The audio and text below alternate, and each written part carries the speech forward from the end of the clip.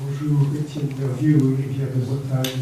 Ce qui m'a surpris le plus dans ce film, c'est le fait que les pesticides étaient de moins en moins utilisés, ou pas utilisés du tout.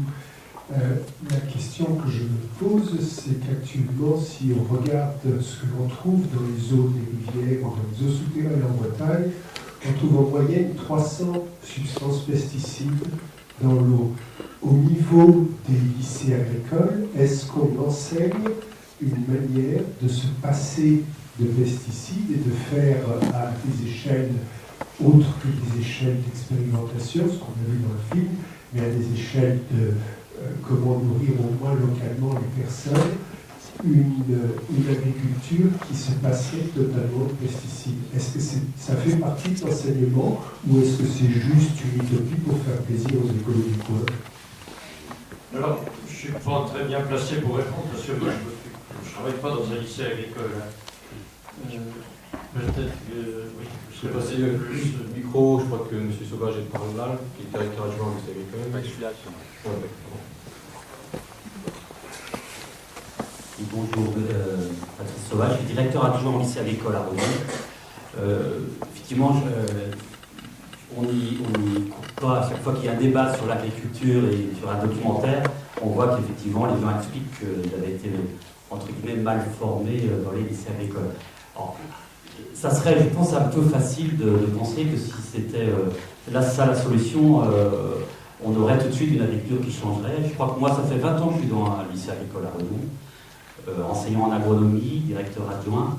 Et c'est vrai que ça fait 20 ans qu'on parle d'une agriculture avec différentes. Par exemple, quand on voit le monsieur qui met ses vaches à l'herbe, ça fait 20 ans qu'on dit à nos jeunes dans nos lycées qu'effectivement, une vache, ça mange plutôt de l'herbe d'abord, avant de penser à autre chose. Ça fait des années déjà aussi qu'effectivement, les techniques culturelles sont enseignées d'une autre manière, que c'est la vie du sol qu'on enseigne. Ce que vous avez vu dans la ferme maraîchère, c'est des choses qu'on dit aux élèves. Dans un lycée, on donne des outils, en fait. On a des jeunes de 15 à 18 ans en bac professionnel, à qui, effectivement, il faut donner des outils pour s'armer pour l'avenir. Et je crois qu'en fait, on est au début de la chaîne et chacun après fait son chemin. Et effectivement, étonnamment, et là, je vous rejoins un peu, des fois, effectivement, on se dit, mais tiens, pourquoi effectivement les changements n'arrivent pas aussi vite? Nos référentiels du ministère de l'Agriculture mettent en contexte global de l'agroécologie comme contexte global de notre enseignement. Donc, alors, effectivement, dans un lycée agricole, les choses avancent peut-être plus ou moins vite, mais moi, je redis effectivement moi-même et l'équipe que j'ai sur Redon, où effectivement ces concepts-là sont présentés, effectivement. Notre rôle, c'est vraiment donner tous les outils à des jeunes pour qu'ils puissent faire leur choix. Et ne pas oublier aussi qu'on a des jeunes de 15 à 18 ans. Essayez d'imaginer un petit peu autour de vous les jeunes de 15 ans, qui ils sont. Et c'est vrai que c'est un petit peu difficile, on le voit dans le documentaire, c'est vrai que les choix qu'on font les gens, c'est des choix de vie. C'est vrai qu'à 15 ans, c'est encore des jeunes qui ont envie de s'amuser, et c'est vrai qu'on passe à cette phase de choix de vie et de prendre en compte peut-être tout ce qui est vu dans le documentaire un peu plus tard. Donc voilà, oui, les lycées agricoles sans doute à accompagner encore plus peut-être le changement, mais je ne crois pas que ce soit peut-être là qu'il faut chercher la cause unique peut-être à la non-évolution de l'agriculture. Voilà. J'ajouterais qu'il y a une inertie qui est tout azimut, c'est-à-dire qu'il y a une inertie culturelle, l'habitude. Quand on prend une ferme, on a tendance à refaire comme faisaient les parents, plus ou moins, parce que les nouveaux qui viennent de l'extérieur, qui prennent une ferme sans avoir grandi dedans, ils ont envie d'ailleurs souvent de tout balayer, de faire autrement. Et c'est pas forcément une bonne idée non plus, parce qu'il faut aussi accepter l'historique d'un lieu. Et puis il y a l'inertie économique qui est terrible. Les gens qui s'installent, finalement, ceux qui s'installent de l'extérieur ont plus de facilité à changer de pratique que ceux qui reprennent ou qui continuent une ferme qui était là. Mais même ceux qui s'installent sont assez rapidement pris par ce qui a été évoqué dans le film, par toute la dimension économique. Un agriculteur, il essaye de dégager un revenu à partir du système qu'on lui donne. Et le problème de fond, pour moi, c'est pas tellement les agriculteurs en tant que tels, c'est tout le système agro-industriel et en particulier agrochimique qui fait tout pour qu'il ne change pas. C'est-à-dire qu'aujourd'hui, si les éleveurs, on voit bien l'éleveur qui est passé à l'herbe Mais pourquoi est-ce qu'il n'est pas passé à l'heure plus tôt? Lui-même, il l'a dit, il aurait aimé, et tout le monde l'a déconseillé de le faire. Lui a déconseillé de le faire. Parce qu'on lui disait, mais non, non, c'est en produisant encore plus que tu t'en sortiras. Et là, ça, c'est pas les essais agricoles qui sont responsables, hein. C'est les banques, c'est comme il disait, hein, tous ceux qui vendent des choses à l'agriculteur, ils ont intérêt à ce que l'agriculteur fasse du chiffre d'affaires et leur achète plein de produits et leur permettre de gagner en vie. Donc finalement, il y a tout un système que je pourrais, de façon un peu méchante, qualifier de parasite autour de l'agriculture. Et les agriculteurs essayent de faire leur chemin là-dedans. Et c'est pas simple. Oui, pour répondre un peu à cette histoire d'enseignement agricole, je crois qu'on peut dire que l'enseignement agricole, il est à l'image de la société. Quand la société évolue, l'enseignement agricole évolue aussi, et l'enseignement en général. Si on peut prendre un exemple concret, je dirais que moi, j'ai fait une école d'ingénieur agricole au milieu des années 70. Et dans ce type d'école, on fait un mémoire en fin de parcours. Après un stage de 6 mois, on fait un mémoire, on appelle ça un mémoire thèse. Bon, le mot thèse est un petit peu exagéré, mais enfin bref, on fait un mémoire. Et je l'avais fait sur la culture bio en viticulture. Donc j'avais fait un mémoire de stage. En conséquence, je l'avais intitulé « Contribution à la recherche d'une nouvelle en agriculture ». Mais c'était au milieu des années 70. Je veux vous dire que ça a été très très mal accueilli. Je me suis fait sévèrement taper sur les doigts, mais je le savais à l'avance. Bon, après, j'ai pris le risque de le faire, bon, ça c'était mon affaire. Mais en tous les cas, c'est pour dire qu'à l'époque, l'enseignement agricole n'était pas du tout orienté vers ça. Hein, on était encore dans la foulée de l'après-guerre, où il fallait augmenter la production pour nourrir tout le monde. Et alors on nous dit quelquefois, bah oui, c'était nécessaire, cette étape était indispensable. Je ne pense pas que c'est vrai. On aurait pu, après la guerre, augmenter la production sans tomber dans les travers de l'agriculture, comment dire, industrielle, chimique, classique, conventionnelle, tout ce que vous voulez. Mais bon, ça s'est fait comme ça. Mais c'est vrai que c'est comme à l'INRA, à l'Institut National de la Recherche Économique, on trouve tout ce qu'on veut. Vous trouvez des gens qui travaillent sur les OGM, et puis d'autres qui travaillent sur la bio, si vous voulez. On trouve tout et le contraire de tout. Après, c'est l'utilisation qu'on fait de ces recherches qui a aussi un rôle. Là, on pourrait parler du politique. Qu'est-ce que le politique fait de tout ça? Et qu'est-ce que l'ensemble de la société fait de tout ça? C'est très complexe, finalement. Et le danger, c'est d'essayer de trouver un bouc émissaire en disant, ouais, c'est de la faute à lui, ou c'est de la faute à cette organisation. Et si on fait ça, on reste sur place. Parce qu'on passe son temps à se chamailler et on n'avance pas. Donc il faut voir la réalité en face. C'est vrai que l'enseignement agricole, pendant longtemps, n'a pas du tout favorisé une bonne agriculture naturelle. Maintenant, c'est mieux. C'est mieux parce que les choses ont évolué, mais la société a évolué. Donc il faut que tout le monde bouge, les consommateurs, les producteurs, etc. Chacun a sa responsabilité, chacun a son rôle. Et chacun peut avoir un rôle positif ou négatif selon la façon dont il se positionne. Et est-ce que c'est réellement mieux, puisqu'il disait dans le film qu'en fait, depuis 10 ans, au lieu de baisser la consommation des pesticides, en fait, ça montait en flèche. Alors la question est, est-ce que c'est réellement mieux? Monter en flèche, non, mais ça n'a pas diminué, en tout cas, c'est sûr. Ça a même augmenté un petit peu entre 2013, 2016, choses comme ça. Donc ça veut dire que le but n'est pas atteint. Ça veut dire que le plan éco-phyto, c'est bidon finalement. Mais c'était voué à l'échec. C'était voué à l'échec, on ne pouvait pas comme ça diviser par 2 la consommation de pesticides en quelques années, c'était évident. Oui, mais au moins elle aurait pu stagner. Mais en fait, elle augmente tout le temps. On aurait pu la stabiliser. Alors si vous dites ça à un représentant de l'agriculture conventionnelle très typé, un responsable de la FNSEA, par exemple, il va me dire oui, c'est vrai. Enfin, je ne sais pas s'il va forcément le dire, mais moi, on me l'a dit.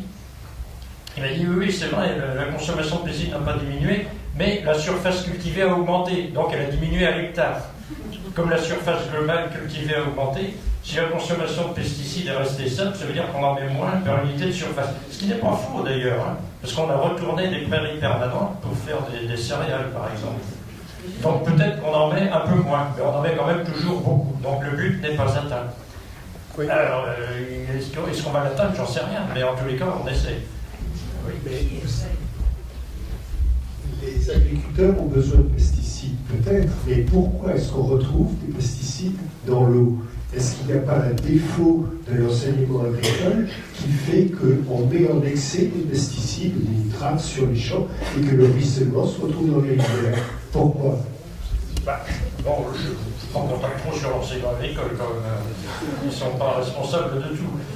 Mais, alors pourquoi on retrouve des pesticides dans l'eau? Parce qu'on les utilise sur les sols, et puis l'eau les entraîne après dans les cours d'eau, dans les baies, etc. Mais c'est parce qu'on en met trop. Eh bien, on en met trop. On ne peut pas confondre les pesticides et les nitrates. Les engrais, on n'est pas censé en mettre trop, théoriquement. Mais les engrais chimiques, le problème, c'est pas qu'ils soient chimiques, c'est que c'est des engrais minéraux solubles. D'ailleurs, il y a un gros malentendu là-dessus. On pense, ouais, les bio, ils veulent pas de chimie, c'est pas qu'ils veulent pas de chimie, c'est juste qu'ils essayent de respecter les équilibres du vivant et que ces produits-là détruisent complètement les équilibres du vivant. En l'occurrence, les engrais chimiques sont des engrais minéraux solubles qui sont en permanence présents dans le sol et absorbés en permanence par les plantes. Donc même quand les plantes sont au ralenti parce qu'il fait froid, elles ont un excès d'éléments minéraux, donc elles sont malades. Alors que si vous en mettez pas, les plantes seront beaucoup moins malades. Donc le problème, c'est pas comment on soigne les plantes en bio, c'est pourquoi on s'embête à les rendre malades conventionnelles. Et évidemment, comme c'est des éléments minéraux solubles, ils sont emportés par les pluies et par l'eau qui s'infiltre dans les nappes phréatiques, etc. Là où il y en a. Donc les engrais minéraux solubles, effectivement, sont emportés. On pourrait dire parce qu'on en met trop, mais même si on n'en met pas trop en quantité théorique, il y en a forcément qui est emporté parce qu'ils sont solubles, donc ils sont emportés. C'est mécanique, c'est une règle élémentaire, c'est pas discutable. Donc on ne peut pas faire autrement. Même si on essaye de ne pas en mettre trop, il y en aura toujours un peu qui partira. Alors effectivement, il y en a aussi qui en mettent trop, ça c'est une réalité. Et autre aspect qui fait qu'il y a trop de ces éléments dans les eaux, en Bretagne en particulier, c'est que les nitrates, ce qui vient c'est les précurseurs des protéines. C'est ce qui vient finalement de l'alimentation protéique des animaux, qui est digérée, qui ressort en lisier, notamment pour les vaches laitières ou les porcs, et qui est ensuite remis dans les champs. Le problème, c'est que quand vous avez en Bretagne un élevage qui est un élevage essentiellement hors sol, même l'élevage de vaches, moi j'habite pas dans la région de Bredon, j'habite un petit peu plus au nord, j'habite dans la région de Combourg, c'est de toute façon de l'élevage laitier, là on est très fiers en Ille-et-Vilaine, vous avez la chance d'être pas uniquement en Ille-et-Vilaine, ici vous êtes sur 3 départements à la fois, c'est génial, mais l'Ille-et-Vilaine, premier département laitier de France, ouais, enfin, les vaches elles ne voient pas beaucoup l'herbe, hein. Elles la voient, oui, mais elles la mangent pas beaucoup, parce qu'elles sont nourries essentiellement à maïs soja, comme dans ce qui était critiqué tout à l'heure. Le soja, il ne tombe pas du ciel, il vient du Brésil. Il y a au Brésil une surface équivalente à la surface agricole de la Bretagne qui est cultivée pour nourrir le bétail de Bretagne. Enfin, bétail et les porcs hors sol, les volailles hors sol, n'en parlons pas. Donc, quand vous avez une quantité de protéines, une entrée en protéines qui est égale à une surface qui est double, la Bretagne plus l'équivalent au Brésil, bah forcément, vous avez des sorties en déjection qui sont doubles de ce que le territoire peut absorber. Donc, il n'y a pas besoin de faire des grandes mesures pour savoir de façon évidente que tant qu'on aura ce système-là, on pourra faire tout ce qu'on voudra, on aura 2 fois trop de sorties de nitrates sur le territoire de la Bretagne. Donc on aura des problèmes de pollution. Donc il faut changer profondément le système. Il faut aller vers ce qui est présenté dans le film. Après, quand vous parlez des pesticides, c'est complètement autre chose. Les pesticides, de toute façon, ils sont là. Hein. Les pesticides, c'est pas trop ou pas assez. Vous en mettez, ils sont là. Même si vous en mettez très peu, ils sont là. Et le problème des pesticides qu'on utilise aujourd'hui, je parle des pesticides de synthèse utilisés en agriculture conventionnelle, c'est qu'ils sont extrêmement rémanents. C'est-à-dire qu'ils sont là très longtemps. Et en plus, ils sont très peu ciblés. Ce qui veut dire que, par exemple, quand on met des néonicotinoïdes, vous avez dû entendre parler de ces produits-là, qui ont été récemment interdits théoriquement en France, mais je sais qu'il y a des dérogations qui se profilent, puisque j'ai été sollicité par le cabinet du ministre de l'Agriculture pour une discussion sur le sujet. Donc je devine que s'il y a une discussion sur des dérogations, c'est qu'il y a des dérogations en vue. Hélas. Et on sait bien qui pèse le plus lourd dans ces discussions-là. Mais théoriquement, ils viennent d'être interdits. Les néonicotinoïdes, vous les mettez sur une semence. Vous semez la semence. Vous semez un champ avec des semences qui ont été traitées aux néonicotinoïdes. Vous ne retraitez plus après. Vous récoltez les graines. Vous ressemez dans un autre champ. Vous récoltez l'année d'après. Il y a encore des néonicotinoïdes. Vous vous rendez compte ? Ça traverse 2 générations de développement de la plante derrière. Donc évidemment, ils sont là. Évidemment. Alors que, petite précision, quand on dit oui, mais en bio, vous utilisez aussi des pesticides. Ouais, d'abord, faut pas se tromper. La bio, c'est pas un règlement. La bio, c'est une pratique de paysans depuis des décennies qui a été juste codifiée par un règlement qui sert de garde-fou. Le règlement, c'est pas une prescription en bio, c'est juste un garde-fou. De dire jusqu'où on peut aller. Mais la plupart des paysans bio, ils vont beaucoup plus loin que le règlement. Et ils vont beaucoup moins loin dans les pratiques problématiques. Concrètement, c'est pas parce qu'il y a des pesticides naturels autorisés en bio qu'ils sont utilisés en bio. Il n'y a que en viticulture, en arboriculture et un peu en maraîchage qu'ils sont utilisés. En grande culture ou en élevage, il n'y a aucune raison qu'ils ne soient jamais utilisés. Sur 90% des surfaces françaises en bio, ou européennes en bio, il n'y a aucun pesticide, même naturel. Mais même là où ils sont utilisés en bio, les pesticides naturels en vigne, en arboriculture et en maraîchage, c'est des pesticides très peu rémanents. 3 jours après, il n'y a plus rien. Ils ont été dégradés en d'autres molécules inoffensives. Ça fait quand même une sacrée différence. Précisons quand même qu'en bio est toléré le cuivre. Oui, c'est un cas particulier, c'est vrai. Qui peut poser le problème. Rappelons aussi au passage la différence entre... Alors je ne sais pas si c'est répondu à votre question, c'est parce que vous parliez surtout vous parliez pas des engrais, hein, mais plutôt des produits de traitement. Je parlais plutôt des pesticides, mais des autres pollutions par rapport aux engrais aussi. Ouais. Mais ce qui nous choque beaucoup à Haute-Rivière, c'est la quantité de substances différentes qu'on retrouve actuellement dans les eaux. On a des statistiques qui portent sur les 10 dernières années, et les statistiques sur ces 10 dernières années montrent une vraie tendance de... Mais on a fait des études on a pris les données des mesures qui ont été faites sur les 10 dernières années, et on trouve dans les eaux, à la fois les eaux souterraines et les eaux de rivière, une moyenne de 300 substances qui sont là depuis 10 ans, mais probablement depuis bien longtemps avant, et ça ne diminue pas. Il y a toujours 62 000 en ce moment, 67 000 il y a quelques années, et ça croît légèrement depuis 2011. Donc on se demande, est-ce que ce cumul de mélange de substances qu'on retrouve dans les eaux, l'eau qu'on boit plus tard, il faut analyser, mais est-ce que les pesticides sont enlevés? Je n'en suis pas sûr. Ces pesticides qu'on trouve dans l'eau nous inquiètent énormément, et on se demande si dans la formation des jeunes qui vont faire de l'agriculture, est-ce qu'on leur apprend à utiliser autre chose que des pesticides ou des engrais pour... Là-dessus, je crois que ça a été dit, oui, on leur apprend. Après, selon les lycées agricoles, c'est plus ou moins creusé, mais ça fait partie de la formation de base. Mais après, ils choisissent ou pas. Et ils choisissent dans un cadre contraint, c'est ça qu'il faut comprendre. Les agriculteurs, ils choisissent ce qui va leur permettre de gagner leur vie. Et aujourd'hui, le système d'aide agricole, les systèmes de subvention, donc direct, mais aussi de d'aide cachée, un exemple d'aide cachée qui donc fausse complètement, contraint le choix des agriculteurs. Il y a des aides, évidemment, on peut venir des aides directes qui sont évidentes, les aides de la politique agricole commune, qui orientent des choix agricoles. Les systèmes de grande culture, de céréales aujourd'hui, c'est les nouveaux aristocrates de l'agriculture. S'il fallait faire 1789, c'est eux qui sont l'équivalent des nobles de 1789.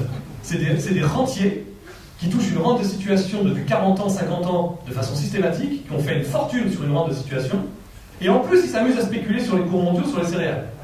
Donc là il y a un petit problème quand même. Ça c'est un choix politique, on a le droit de le changer. À un moment donné, il était dit que sur sa petite ferme de 3 hectares, la Bédouin n'avait pas beaucoup d'aide. Mais il n'y en a même pratiquement pas, parce que le maraîchage, de toute façon, il n'y a pas d'aide. Donc, que ce soit 3 hectares ou 10, de toute façon, ça ne changera pas grand-chose. Il y a des systèmes qui sont plus ou moins aidés. Après, il y a tout un tas de distorsions de concurrence, typiquement la dépollution de l'eau. Quand la ville de Munich a passé son bassin versant en bio, en faisant le compte de tout ce qu'ils ont investi en accompagnement, en aide supplémentaire par rapport aux aides nationales pour aider en plus les agriculteurs, pour les inciter à passer en bio, en une organisation de filière pour que les produits du bassin versant de Munich, c'est quand même pas rien Munich, soient en débouché vers les cantines de Munich, donc modifier les cantines, etc. Tout ce qu'ils ont investi, si on cumule, ça leur coûte 1 centime d'euro du mètre cube d'eau. Une usine de dénitrification, parlons que des nitrates, je ne parle même pas des pesticides qu'on ne sait pas trop comment traiter. Mais juste sur les nitrates, ça coûte 30 centimes d'euros du mètre cube. Donc ça coûte 30 fois moins cher de payer pour passer en bio que de dépolluer l'eau après. Donc ça, c'est des distorsions de concurrence monstrueuses. Donc l'agriculteur qui est en face de ça, il n'est pas responsable de tout ça. Lui, il fait ce qu'il peut et il essaie de dégager un revenu. Et si aujourd'hui, la meilleure façon de dégager un revenu, c'est de mettre des pesticides, ben, il le fait. Et à un moment donné, si le cadre politique, si nous, les citoyens, on ne fait pas bouger les choses, on ne dit pas, bon, ça suffit, on se prend par la main et on fait changer les choses, si on se contente de dire aux agriculteurs, débrouillez-vous, ça ne va pas bouger. C'est à tous ensemble de faire bouger ça. Oui, précisons qu'autour de Milly, il y a beaucoup de bois et de forêts. Hein, donc ça facilite les choses. Cela dit, ça fait mais tellement énorme que... Oui, ça n'enlève rien à la pertinence de leur façon de faire. Mais oui, rappelons aussi, pour l'histoire des lycées agricoles, et de l'enseignement agricole en général, c'est vrai qu'à l'heure actuelle, il y a un enseignement qui oriente quand même vers une agriculture plus naturelle, mais c'est tout de même assez récent. Hein. C'est pas... On n'en voit peut-être pas encore les effets. Rappelons aussi au passage la différence de toxicité entre produits naturels et produits de synthèse. C'est peut-être utile ça, pour la compréhension des choses. Il y a des produits naturels qui sont très dangereux, très toxiques. Et des produits, de synthèse, donc qui n'existent pas dans la nature, qui sont fabriqués par l'homme, qui sont relativement peu toxiques. Alors, on parle souvent du glyphosate. Le glyphosate a une toxicité immédiate qui est faible. Il y a des représentants, et ce n'est pas une légende, des représentants qui ne le font plus maintenant, mais il y a quelques années, des représentants, quand ils arrivaient chez les agriculteurs, ils en mettaient un peu dans un verre d'eau qu'ils buvaient pour dire, vous voyez, c'est pas toxique. Bon, après, je ne sais pas ce qu'ils sont devenus, mais en tous les cas, ça s'est fait, et les gens ne tournaient pas de l'œil, si vous voulez. La toxicité des produits, elle est mesurée. Elle est présentée par ce qu'on appelle la DL50. La DL50, c'est la dose qui, ajoutée à l'alimentation qu'on donne à un lot de rat, en tue la moitié. Vous connaissez ce système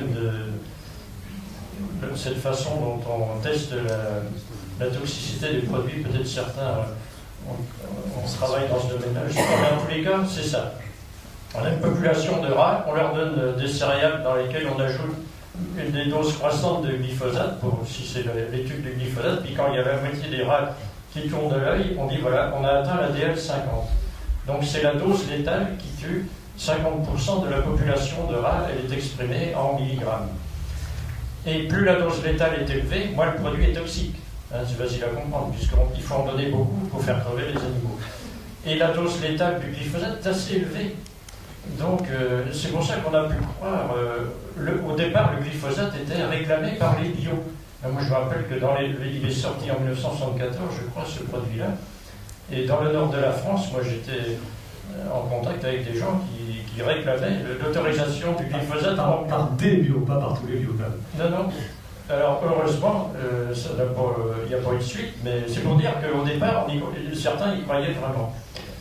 Donc, un produit de synthèse peut avoir une DL50 élevée, donc être peu toxique, et un produit naturel, je ne sais pas, le curare, par exemple, je ne sais quoi, sont des produits bien plus toxiques que le glyphosate, mais à court terme.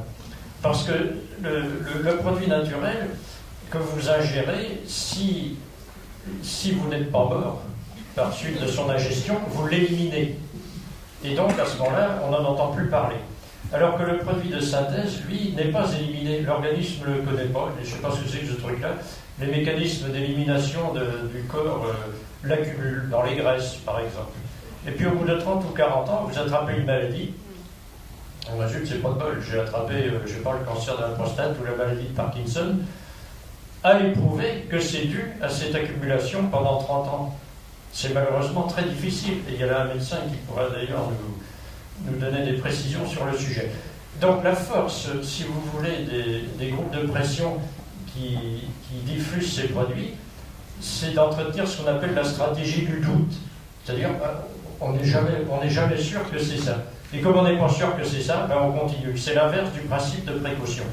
Donc, il faut retenir ça, qu'un produit de synthèse peut être peu toxique à court terme, mais qu'il le devient par accumulation, alors qu'un produit naturel peut être dangereux, mais on peut l'éliminer, sauf si on en a vraiment trop avalé, et à ce moment-là, si on l'a éliminé, on en est débarrassé.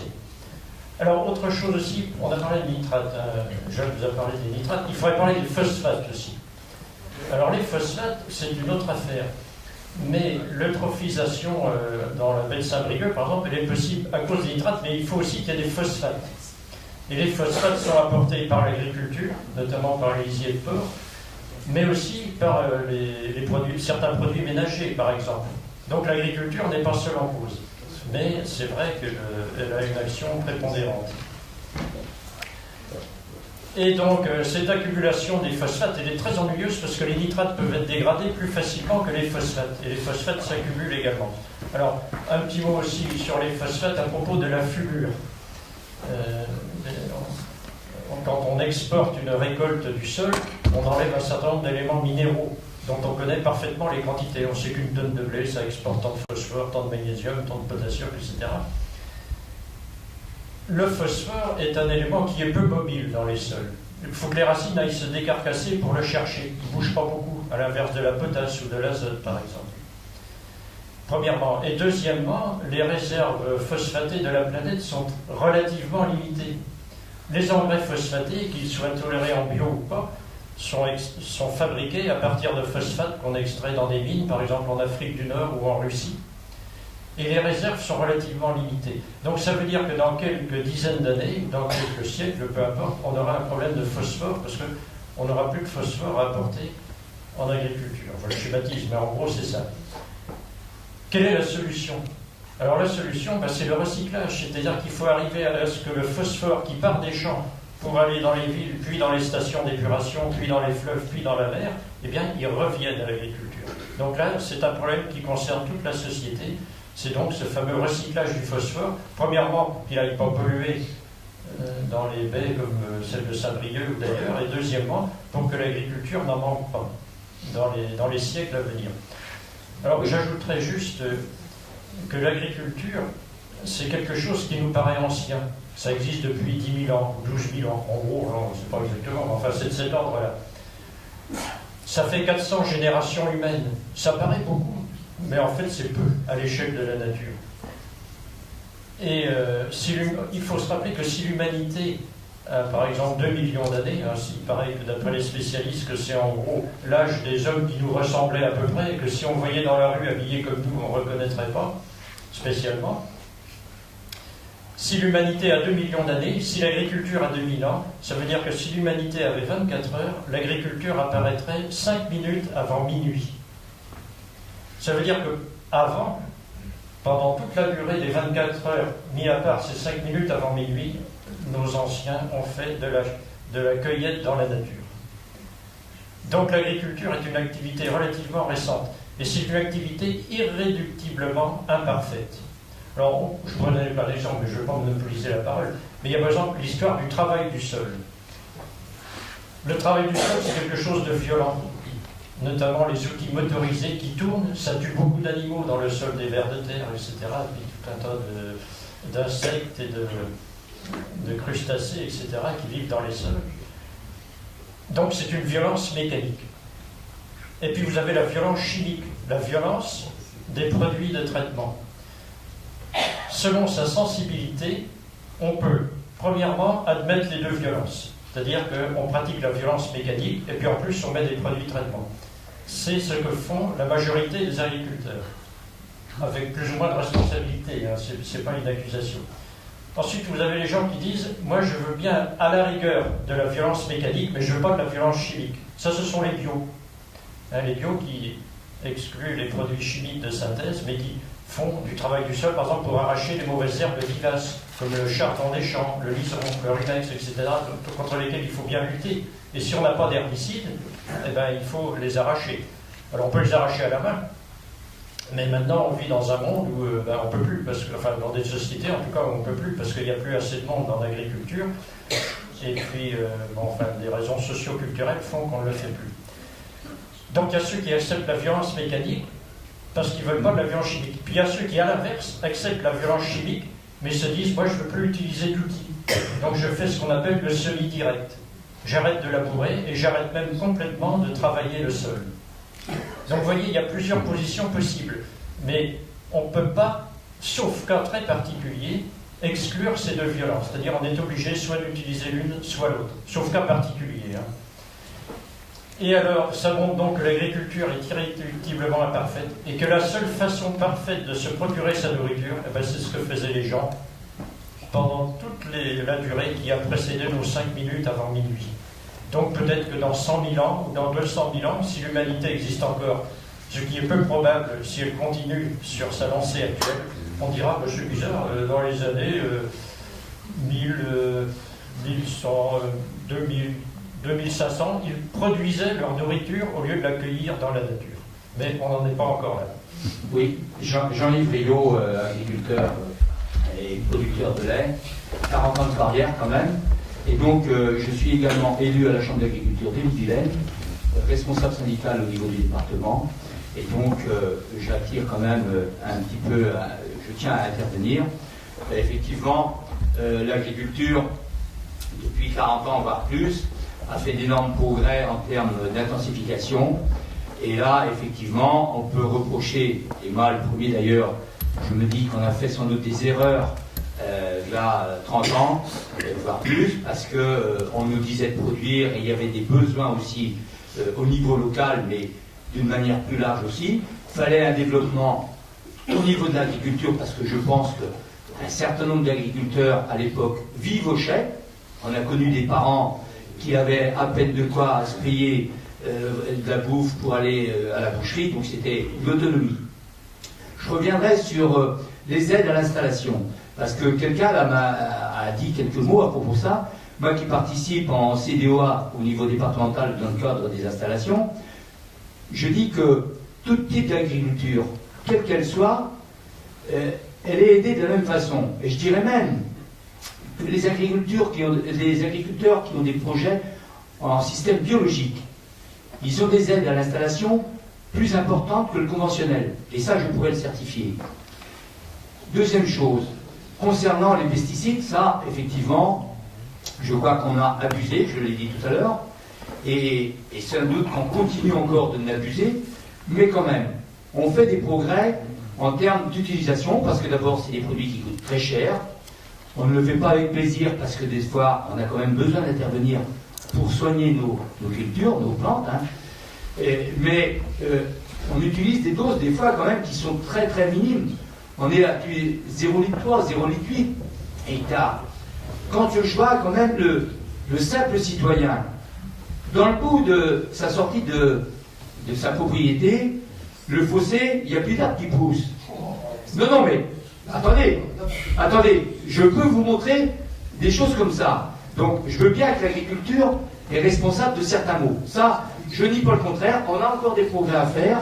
Je pense qu'on y travaille parce que vous avez parlé de nouvelles méthodes, nouvelles pratiques en agriculture. Effectivement, le non-labour. Je dirais que les bio, ils font du binage, des herbages mécaniques. L'agriculture conventionnelle commence à le faire. Et sans doute qu'on n'a pas terminé les progrès parce qu'on va avoir des outils qui vont être performants pour intervenir. Et sans doute qu'on aura moins besoin de produits chimiques. Et tant mieux. Moi, je pense que c'est tout l'intérêt. Mais il faut éviter d'opposer les systèmes. Je pense qu'il y a de la place pour tout le monde. Et voilà. Une autre chose que je voudrais aborder, c'est que aujourd'hui, dans les grandes surfaces, on voit de plus en plus de produits bio qui risquent d'être banalisés. Et je le trouve dommage. Je le dirais au niveau de nos responsabilités, au niveau champ d'agriculture et sanitaire. Dans mon réseau, il y a des responsables, mais vraiment des responsables, qui sont en culture biologique et en production laitière. Et moi je dis tant mieux, il faut continuer dans ce sens-là. Et là, quand on va dans les grandes surfaces, on voit des linéaires entiers en bio aujourd'hui. Mais c'est parfait. Par contre, quand on demande au consommateur ce qu'il va acheter, il nous dit, ben là, moi j'achète ça. Regardez à la sortie du magasin ce qu'ils ont dans le caddie. Ça interpelle un petit peu entre ce qu'ils ont dit, leur pratique à l'entrée, puis leur pratique à la sortie. Et je dirais également le mal quand même de la consommation. On importe beaucoup de produits de l'étranger sans savoir vraiment comment ils sont produits. Il y a quand même où s'interroger. On voit quand même des produits qui viennent d'Amérique latine, là, de la viande bovine et ainsi de suite, qui sont nourris avec des aliments, comme vous disiez, ou des fourrages, traités peut-être à 15 litres d'hectare de glyphosate. En France, on utilise des produits tels que le glyphosate en interculture. Mais c'est bien en interculture, c'est pas sur la culture. Là-bas, c'est comme ça qu'ils pratiquent, c'est sur la culture. Donc je pense qu'il faut qu'on solidarise tous ensemble, et puis que je crois que l'agriculture conventionnelle a besoin d'évoluer, elle évoluera, et c'est tous ensemble qu'on va avancer. Voilà, donc on m'a proposé d'intervenir. Donc je suis le docteur Jean-François Deleuve, j'appartiens à Eau-et-Rivière, où je suis référent de la commission pesticides et santé-environnement. Et à ce titre, je suis un des pilotes du plan régional santé-environnement. Donc nous avons essayé, c'est le plan de la prévention breton. Et donc je suis le représentant des environnementalistes. Et donc on m'a demandé de réfléchir aux priorités. Donc, pardon ? Le plus sous la lumière, s'il vous plaît. Ah oui, vous avez besoin de filmer, d'accord. Et donc, en fait, moi je vais élargir un petit peu le débat, je vais revenir sur la question glyphosate, parce que je ne suis pas tout à fait d'accord avec ce que tu as dit, Joseph. Il y a des éléments qui sont sur le plan sanitaire, en tant que médecin, je ne peux pas laisser passer, mais on va le faire à la fin, parce que sinon on va se noyer dans le bilan de glyphosate, et ce n'est pas le but de ça. Donc en fait, les priorités, j'en ai retenu 3. La première, elle concerne la qualité de l'air et l'effet de serre. Pourquoi ? En Bretagne, on concentre pratiquement 60% des élevages porcins de France. Presque 6 cochons sur 10 élevés en France sont élevés en Bretagne. 45%, 42% exactement, des élevages de volailles. Ça fait des millions de volailles par an. Et 25% du cheptel bovin français. Un quart du cheptel bovin français, notamment les laitières, sont élevés en Bretagne. Donc, on cumule une concentration d'animaux, donc avec des intrants, on apporte 2 millions de tonnes au moins de soja OGM, et avec, pour ceux qui ne le savent pas, autorisé par législation, la FAO, 20 mg par kilo de résidus de glyphosate. Il vient d'Argentine, il est OGM, Roundup Ready, il est cultivé comme ça, ou du Brésil, voilà. Donc rien que dans ces 2 millions de tonnes, ça fait 40 tonnes de glyphosate qui entrent en plus des 400 tonnes qui sont épandues dans l'agriculture. Jamais compté, nulle part, dans les chiffres d'intrants, pas dans le plan éco-phyto ni rien, c'est opaque. En plus, l'Europe ne vérifie même pas. C'est le pays d'origine qui certifie qu'il est dans la norme FAO, enfin du commerce international, et qu'il n'y a pas plus de 20 mg. On ne vérifie pas. Et surtout, à la sortie, les vaches, le lait, donc les œufs, la viande, produits avec ce soja OGM, contient encore des résidus. Eh bien, l'ANSES n'a pas mission de mesurer ça, ni la direction de la concurrence des douanes, donc tout ça c'est opaque. Ce qui explique que la population française, on va pouvoir en parler tout à l'heure, voit sa contamination augmenter avec ce glyphosate qui pose des problèmes sanitaires que je vais détailler après. Mais bref, donc pour revenir à cela, des intrants azotés qui sont à la source d'émissions de rejet d'urée, qui se transforment ensuite en ammoniac, en nitrate et aussi en protoxyde d'azote. Donc, sur le plan réchauffement climatique, en Bretagne, la première source de gaz à effet de serre, notamment à cause du protoxyde d'azote, qui est sous-évalué par le GIEC pratiquement d'un facteur 2, c'est une certitude. Le chiffre officiel, c'est 45%, il est sous-estimé. Il y a plus de 50% des gaz à effet de serre qui sont émis par tous ces élevages en Bretagne. Donc, la première menace sur l'humanité, c'est en train de s'accélérer. Le rapport du GIEC va être catastrophique. On est sur la trajectoire des 6 degrés. Et l'humanité va d'abord être menacée par des ouragans, par des sécheresses, par des inondations, par des déplacements de population, et probablement des guerres civiles qui vont s'en suivre. Et donc c'est ça la première menace. Il faut absolument réduire ça. Rien que pour cette raison-là, il faut revenir à un lien au sol, redistribuer les élevages sur toute la France et diviser par 2 ou plus le nombre d'élevages en Bretagne très très vite pour ces raisons-là. Donc le réchauffement, les gaz à effet de serre. Mais en plus, à cause de ça, on émet pratiquement la moitié du quota que l'Europe accorde en émissions d'ammoniac pour la France. Vu la concentration des élevages, c'est uniquement d'origine agricole. Pratiquement 97% des l'INRA, on est pratiquement sûr. Ça donne Donc on émet la moitié de ce quota-là, et qu'est-ce que ça donne? Ça donne des particules fines. En Bretagne, la première cause de particules fines, y compris des plus fines, qui pénètrent le plus loin et qui ont des effets systémiques, donc qui donnent des maladies cardiovasculaires, des infarctus, des AVC, des insuffisances cardiaques, et ensuite des détresses respiratoires aiguës et des asthmes. C'est pas parce que c'est par l'air que ça donne que des maladies respiratoires, ça passe dans le sang tellement c'est fin, et ça a des effets systémiques généraux. Ça, c'est prouvé, toute la science moderne le dit, et on n'en parle jamais. Et donc, ça, c'est à l'origine de nombreuses pathologies. On estime que cette pollution, donc qui en Bretagne, c'est une certitude, vient d'abord des émissions d'ammoniac issues des élevages. On n'a pas de chiffres bretons, on se bat pour essayer de les avoir, et ça ferait peut-être bouger un peu les choses. Au moins, ce sera un indicateur pour suivre ça, puisqu'on a cette particularité d'émetteur, d'être le premier émetteur français. En France, officiellement, Santé publique France a recalculé, ça tue 48 000 personnes par an. Donc moi, je pense que c'est la première cause de mortalité prématurée ou surajoutée en Bretagne. Donc c'est la priorité, c'est les émissions gazeuses, dont les gaz à effet de serre, et l'ammoniac. Donc il y a des images satellites qui montrent qu'on est une région de France, la seule, qui en permanence vit dans un nuage d'ammoniac. Allez voir sur les sites européens, Copernicus ou autres, c'est pas une fiction. Donc, première chose. Une chose dont on parle extrêmement peu, qui n'a absolument pas été évoquée ce soir, mais qui, sur le plan sanitaire, pour nous les médecins, nous pose beaucoup de problèmes. Vous avez dû entendre parler du fait qu'il se peut, si on continue à utiliser les antibiotiques comme on le fait, les usages vétérinaires et à un moindre degré les usages humains, pour que ce soit clair tout de suite, il y a un plan éco-antibio. Qui en a entendu parler dans la salle? On a tous entendu parler de éco, vous les agriculteurs, bien sûr. Eh bien, ce plan éco-antibio, depuis 2009, parce qu'on craint, à cause de l'utilisation intensive dans les aliments médicamenteux, pratiquement systématique sur les jeunes, les veaux, les volailles et les porcelets, aboutissent à ce qu'il n'y ait que des résistances bactériennes. Toutes les souches vont devenir pathogènes parce qu'elles sont sélectionnées par ces antibiotiques et elles deviennent résistantes. Et donc, on craint, il y a eu des rapports européens extrêmement sérieux qui ont dit que dans quelques décennies, à ce rythme-là, on peut se retrouver dans la situation où on était au XIXe siècle, au début du XXe, avant les découvertes des antibiotiques, où on n'aura plus d'antibiotiques efficaces pour traiter les maladies infectieuses courantes, les dysenteries, les infections respiratoires, les infections urinaires. Et donc, il y a un risque sanitaire très important. Il a été pris au sérieux, on n'en parle pas dans le grand public. Ce plan a commencé à la fin des années 2000, 2009, 2010 de mémoire. On devait être à 1300, c'est des chiffres, c'est du secret, il faut aller chercher les chiffres. On devait être à 1300 tonnes, peut-être un peu plus, dans les élevages sur toute la France. Donc, au moins la moitié en Bretagne, vu notre cheptel.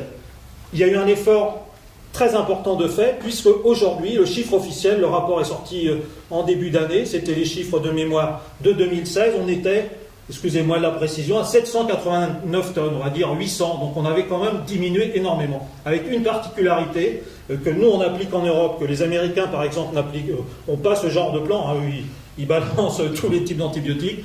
Il y a 2 familles d'antibiotiques qui sont encore efficaces sur pratiquement 100%, il y a des exceptions malheureusement, des bactéries actuellement. Donc, on a demandé aux vétérinaires de ne plus prescrire, même en thérapeutique, sauf exception, ces 2 familles qui, pour l'instant, soignent encore les humains, et ça a bloqué le développement des résistances. Donc, c'est les céphalines de 3e génération, c'est les pénicillines les plus modernes, et c'est les fluoroquinolones, toutes les molécules du style oxoflacine, ainsi de suite, donc ionflacine. Bref, donc il y a ce problème-là qui est extrêmement important et il faut d'urgence réduire l'utilisation des aliments médicamenteux.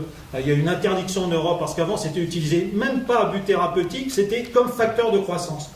Jusqu'en 2006. Les Américains, les Canadiens l'utilisent toujours. Donc si en plus on importe leur viande, on va importer les résistances. Donc, et ça c'est un problème qui est lié à ce système, ce modèle hors sol agricole. Il y a une urgence sanitaire à réduire ça, sinon on va au-devant d'une catastrophe sanitaire. Donc moi, c'est ma deuxième urgence, c'est détecter toutes ces maladies, on ne les compte jamais. Et il y a un rapport officiel, le professeur Carlet, Marisol Touraine, ça dort dans le ministère de l'Agriculture et de la Santé, 2015, et ils ont calculé, et avec toutes les statistiques qu'il y a, Santé publique France, 158 000 infections par an en France à bactéries multirésistantes. 12 500 morts. Donc, on n'en parle pas. Est-ce qu'on vous embête pour ces usages d'antibiotiques alors que pour la route, on est à 2000 morts, là, on fait plein de campagnes. Il y aurait plus d'urgence à faire ça. Et donc là, il n'y a pas photo. Pour les chiffres, il faut que ce soit clair. Aujourd'hui, il y a 800 tonnes d'antibiotiques qui sont utilisés dans les élevages, probablement la moitié en Bretagne. Donc on doit être la plus grande région qui sélectionne les bactéries multirésistantes. Et donc il faudrait qu'on travaille cette question et qu'on se protège. Estimation, les médecins, nous on compte en boîte, c'est fait autrement, donc c'est très dur de corréler les chiffres. On a un certain nombre à avoir travaillé là-dessus. On est tombé d'accord, en gros, que la consommation humaine ne dépasse pas 400 à 500 tonnes. Donc, la Bretagne, les animaux en Bretagne reçoivent autant d'antibiotiques que toute la population française. Il y a un problème sanitaire de première importance. Et alors, le dernier... Je pense que c'est intéressant, peut-être maintenant, d'évoluer un petit peu dans la discussion sur des gens qui ont peut-être des pratiques... Alors, je voudrais finir respectueuses, parce que c'est important aussi que les gens de la salle puissent... Ça, c'est deux problèmes qui n'ont pas été soulevés, qui sont des urgences. Bon, les pesticides, je voudrais revenir un peu sur le glyphosate. La troisième urgence, c'est le marqueur que moi j'ai choisi, c'est les maladies de Parkinson. C'est reconnu maladie professionnelle des utilisateurs professionnels de pesticides depuis 2012. C'est le tableau 58 de maladies professionnelles de la MSA. Et donc en France, il y a 166 000 Parkinsoniens. Si on cherche à savoir dans les associations France Parkinson combien il y a de gens qui ont utilisé professionnellement des pesticides, on est à peu près à 15%. Ça fait 25 000 personnes en France qui ont un Parkinson dans le cadre d'un usage professionnel des pesticides. Invisibilité de ces maladies-là, il n'y a pas 100 malades à ce jour. C'est pourtant depuis 2012 qu'il y a le tableau qui sont reconnus par la MSA en maladie. Donc tous ces problèmes sanitaires sont complètement évalués. Alors pour revenir sur le glyphosate, je ne suis pas d'accord pour plusieurs raisons. D'abord, ce qu'il mettait dans le verre, c'était sans doute le principe actif glyphosate seul. Il ne mettait certainement pas les formulations de Roundup. Et pour cause, les paysans qui se suicident en buvant du Roundup, ils meurent. Parce que dans les coformulants, il y a un oxydant qui perfore l'estomac et l'intestin, et on sait qu'il meurt, et qui ensuite provoque des lésions rénales. Et donc c'est tellement vrai, est-ce que vous en avez entendu parler ? Fin 2017, les agriculteurs, eux, le savent, je pense qu'ils vont me le confirmer.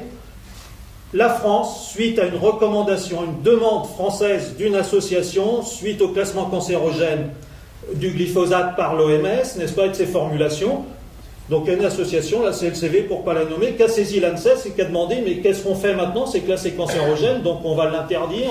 Qu'est-ce que vous en pensez, vous, notre Agence nationale de sécurité sanitaire, de l'environnement, de l'alimentation et du travail?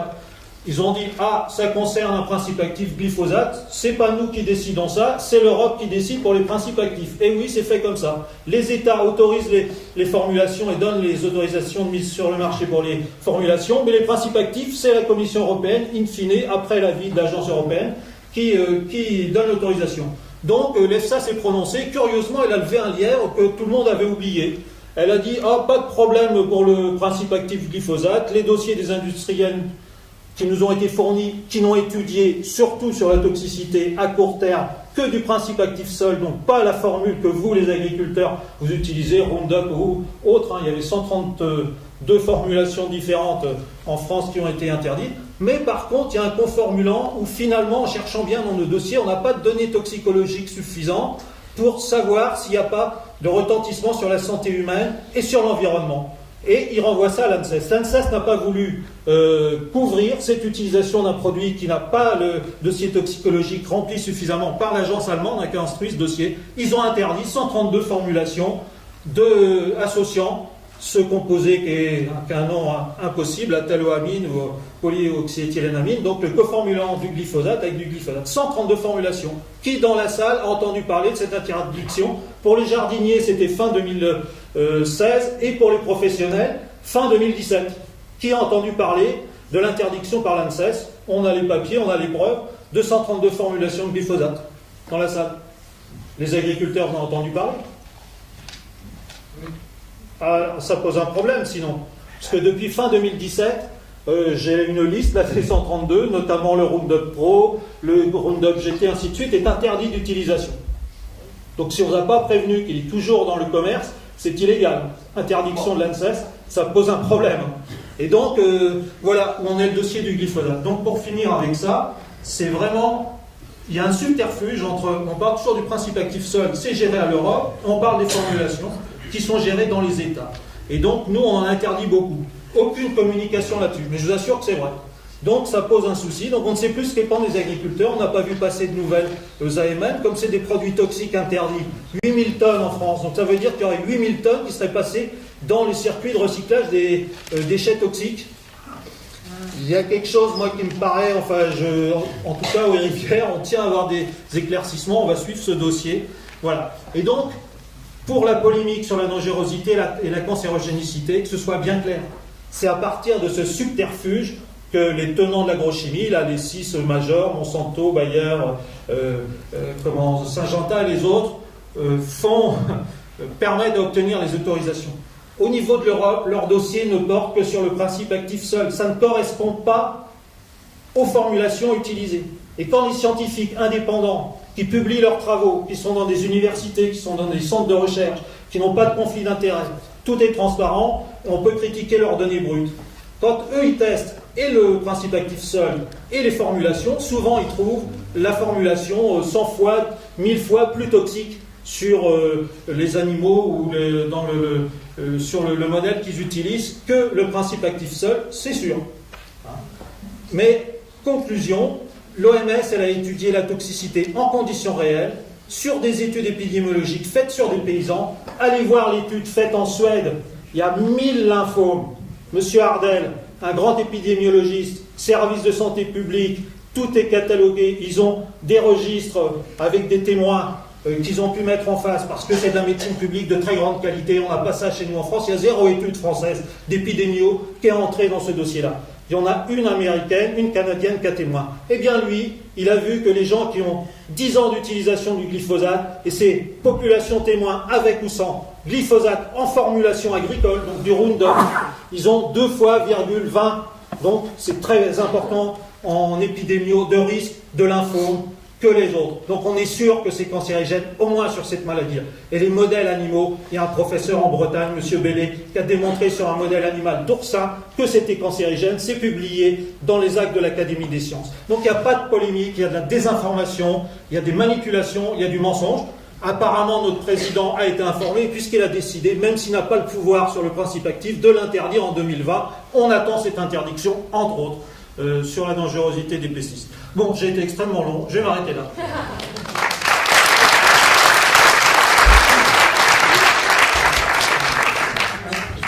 Alors, je voulais donner la parole à un jeune agriculteur qui s'est installé en bio il y a quelques années. Et je pense que c'est intéressant qu'il raconte un petit peu son parcours pour dire effectivement que les producteurs qui ont des pratiques vertueuses. Oui, bonjour, donc Raphaël Coco, je suis installé en vache laitière sur Avessac, installé depuis 2011, j'ai pris l'exploitation de mes parents. Donc je pratique un peu dans le modèle de l'éleveur laitier qui était dans le film, un système basé sur l'herbe, pour faire une production de qualité. J'ai 40 vaches et 60 hectares. Moi, ce qui me fait réagir, là, je crois qu'il y a encore 2 députés qui sont là dans la salle, c'est notre extrême déception vis-à-vis des états généraux de l'alimentation. Je pense que vous aviez vraiment une occasion, là, en garantissant un revenu aux producteurs, de les amener à accepter des contraintes sur l'environnement, parce qu'on voit bien que ce modèle agricole, il faudra qu'il change. Et vous avez raté le coche sur les 2 côtés.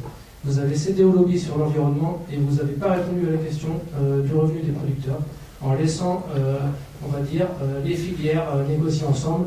On voit bien que faire négocier un renard avec des poules, on voit bien le résultat. Donc s'il n'y a pas l'État qui est là pour gérer et pour on va dire, remettre de l'ordre dans le poulailler, que chacun y trouve son compte, et ben voilà, je pense que vraiment vous avez créé un profond, en tout cas pour ma part, je ne porte pas le monde agricole sur mes épaules, mais pour ma part, vraiment vous avez manqué un truc en cédant comme d'habitude au lobby, je pense.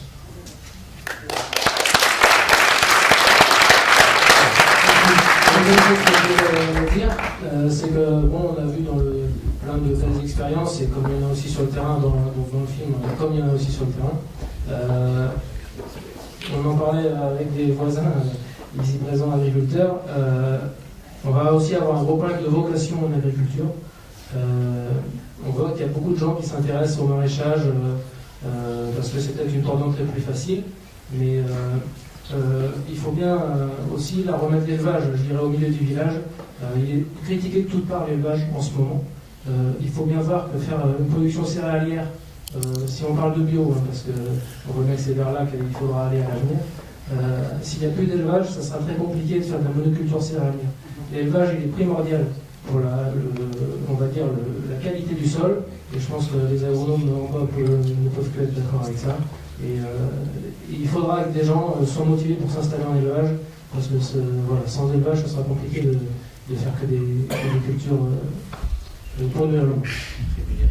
Alors, sur la question des états généraux de l'alimentation, je ne peux qu'abonder, mais en précisant des éléments, parce que je ne sais pas si tout le monde a suivi ce truc-là. Il se trouve que j'avais été avec quelques-uns à l'origine, il y a 4 ans maintenant, d'un rassemblement interassociatif national demandant justement l'organisation d'états généraux de l'agriculture et de l'alimentation, idée qui avait été reprise par Nicolas Hulot, transmise au gouvernement actuel, et qui a donné les fameux états généraux de l'agriculture. Je peux le prouver, on avait signé un texte en l'automne 2014 dans la revue Nature et Progrès. Et cette idée, quand on l'a portée à cette époque-là, c'était de mettre à plat le projet agricole pour ensuite redéfinir un cadre de rémunération de l'agriculture qui soit cohérent avec un nouveau projet agricole. Puisqu'il faut bien comprendre, comme je l'ai dit tout à l'heure, qu'on a un cadre d'aide et de distorsion de concurrence, j'en ai cité quelques-unes, il y en aurait énormément à citer, qui sont quasiment invisibles, mais qui orientent le choix des agriculteurs. Et il y en a une en particulier sur laquelle il faut vraiment que je revienne, c'est la question du coût du travail, parce que ça rejoint ce que vous dites après. Aujourd'hui, un agriculteur qui embauche un salarié, pour 1 euro de salaire, il doit rajouter 1 euro de contribution sociale. Ne faites pas dire ce que je n'ai pas dit, les contributions sociales sont absolument nécessaires. Le problème, c'est que ce débat est tabou parce qu'on dit « Ah oui, vous voulez baisser les charges ». Je n'ai pas dit ça. J'ai dit il faut remettre à plat la question des contributions sociales. On doit financer la sécurité sociale et les retraites, et on peut le faire puisque la France est beaucoup plus riche par habitant aujourd'hui qu'elle n'était en 1945. Donc si on a pu le faire en 1945, il faut vraiment se moquer du monde pour prétendre qu'on ne peut pas le faire aujourd'hui. Le problème, c'est qu'on a construit à l'époque, parce qu'on manquait de main-d'œuvre et que c'était normal, on a construit un système qui pénalisait la main-d'œuvre, c'est-à-dire qu'on a fait peser les contributions sociales uniquement sur le salariat. Donc un agriculteur qui embauche 1 euro de salaire, il a 1 euro de contribution sociale en plus, ça s'appelle des charges dans sa comptabilité. Il multiplie par 2 ses charges. Le même agriculteur, s'il achète du matériel, pour 1 euro d'investissement, il a 50 centimes de subvention. Il divise par 2. Et encore, c'était même plus au moment où, quand Macron, en tant que ministre de l'économie, avait lancé tout un système d'aide à l'investissement, etc., de défiscalisation, etc. Mais bon, restons à 2 fois moins, c'est déjà pas mal. Ça veut dire 2 fois moins dans un sens, 2 fois plus dans l'autre, 2 fois 2, ça fait 4. Ça coûte 4 fois plus cher pour la même activité d'avoir un recours au salariat que d'avoir un recours à la machine et à la chimie. Ça, on l'a construit en 1945 parce qu'on manquait de main-d'œuvre. Continuer ce système aujourd'hui dans un monde de chômage de masse, et qui est bien en plus un chômage mondial pour la première fois dans l'histoire de l'humanité, c'est non seulement aberrant, mais ça devient même criminel. On envoie les gens à la pauvreté, à la misère, à la mort. Donc à un moment donné, il faudrait arrêter ces bêtises-là. Et ça, c'est des mesures qu'on peut prendre du jour au lendemain. On peut décider de changer la fiscalité, de remettre à plat l'assiette de prélèvement. Je n'ai pas dit qu'il fallait baisser, j'ai dit qu'il fallait répartir autrement, de façon plus juste. Et là, donc typiquement, quand on avait dit qu'il faut faire des états généraux de l'agriculture et de l'alimentation, c'était de dire quelle agriculture on veut. C'est une agriculture riche en main-d'œuvre? Eh bien, faisons en sorte que la main-d'œuvre soit plus accessible. Par exemple, c'est une agriculture sans pesticides? Faisons en sorte que le coût des pesticides, au lieu d'être caché dans le coût de traitement de l'eau, soit clairement mis à plat sur les produits, et comme ça on incitera les agriculteurs à changer de pratique, ils auront intérêt à changer de pratique. Donc on met d'abord les objectifs techniques, et ensuite on voit comment on fait en sorte que ce soit rentable pour les agriculteurs. Ce qu'a fait Stéphane Travert, le ministre de l'Agriculture, quand il a repris à son compte l'idée lancée par Hulot, et qu'il a dépossédé Hulot de ce projet, c'est qu'il a tout inversé. Il a d'abord parlé des coûts, du maintien de la rémunération des agriculteurs, donc dans un contexte constant, sans jamais remettre en cause le projet agricole. Et ensuite, on a fait un petit round de discussion avec les associatifs, où on les a bien occupés pendant quelques mois à faire des milliers, des dizaines de milliers d'heures de réunions cumulées, pour arriver à pas grand-chose. Donc effectivement, il y a un vrai problème, mais il y a au départ un problème de méthode. Moi, j'en veux pas spécialement aux députés, j'en veux beaucoup plus à Stéphane Travert. Il y a eu un problème majeur de méthode. Donc voilà, là il faudrait vraiment arriver à mettre à plat. Et juste pour revenir un petit peu sur la question de l'élevage, oui, il y a besoin d'élevage, pour une raison tout ça. Enfin, il y a une chose qu'il faut quand même dire. Moi, je suis absolument... je soutiens totalement les végétariens. Je pense que ne pas manger de viande, c'est un choix éthique et philosophique absolument admirable. Mais mélanger un choix de rapport au vivant personnel et des règles agronomiques et écologiques, c'est une manipulation. Agronomiquement, on ne peut pas se passer d'élevage. Autrefois, en Europe, il y avait des prairies.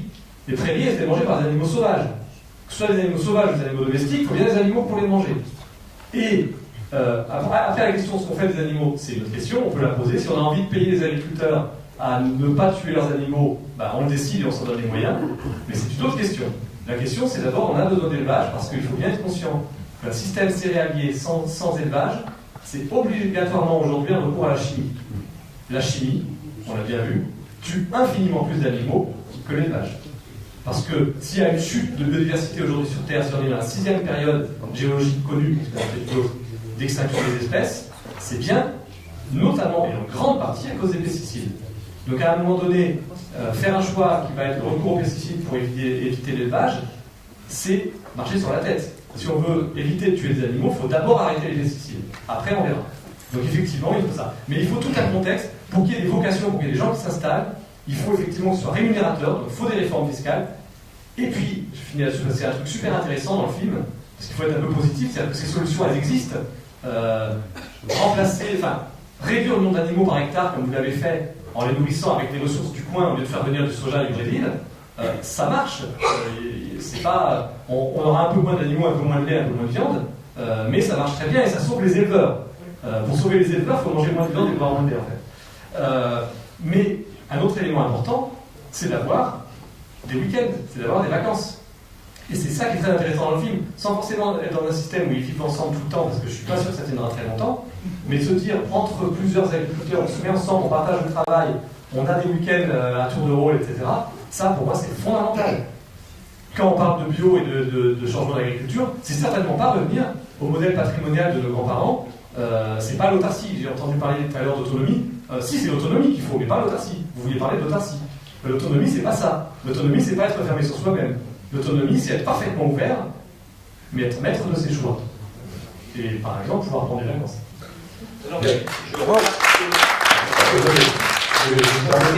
L'autonomie pour l'alimentation des animaux, c'est pas la même chose. Alors, juste, attendez, là je vais laisser la parole à le droit de réponse aux difficultés parce qu'ils ont été interpellés, sachant que nous, on aura ma salle clé, salle fermée à 11h, donc ce que je propose, c'est que les députés répondent. Je laisserai la parole à M. Poussel pour argumenter ce qu'il met sur l'article ici que vous avez entre les mains, c'est-à-dire comment on peut ou pourrait nourrir 7 milliards d'individus. Et puis, d'autrement, mais sachant qu'on se laisse 6 minutes au plus, et après, on se partage un verre d'amitié. Vous pourrez approfondir ce sujet-là avec qui vous voulez au niveau des intervenants, mais pour anticiper le départ et les fournitures de la salle, on va essayer d'être très synthétique. Merci. Bonsoir à toutes et à tous. D'abord, je me présente, Yves Daniel, député de la partie Loire-Atlantique du pays de Redon. Moi, je suis retraité de l'agriculture et après avoir été 40 ans de ma carrière paysan et en 40 ans de carrière, 20 ans en conventionnel et 20 ans en bio. Je veux d'abord remercier le Conseil de développement et tous les organisateurs de cette soirée parce que c'est très intéressant. Évidemment qu'on est dans un moment assez perturbant, on peut le dire, puisqu'on est à un moment de l'histoire de la France qui est compliqué, mais qui est le fruit d'un travail qui n'a pas été fait dans les nombreuses décennies précédentes, et qui nous amène dans le mur et qui nous amène à prendre des décisions qui sont toujours difficiles à prendre parce que le changement, c'est toujours quelque chose de difficile. Je ne vais pas, m'étendre énormément, mais je veux d'abord répondre aux jeunes paysans, collègues,